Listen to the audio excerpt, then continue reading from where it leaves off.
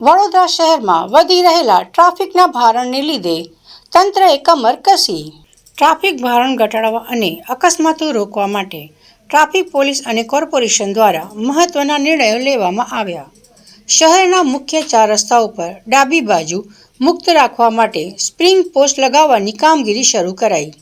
તંત્રએ શહેરના સૌથી વધુ ટ્રાફિક ધરાવતા 8 વિસ્તારોને શોધી કાઢ્યા, જે પૈકી અત્યાર સુધીમાં 5 સ્થળોએ સ્પ્રિંગ પોસ્ટ લગાવાઈ, જેમાં અકોટા દાંડિયા બજાર સૌપ્રથમ પ્રયોગ, કારેલીબાગ સર્કલ, સોમનાથ તળાવ 4 રસ્તા, કાલાઘોડા 4 રસ્તા અને નરહરી સર્કલનો સમાવેશ.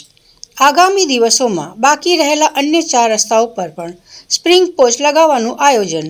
પ્રયોગ સફળ થશે કે કેમ એક સવાલ.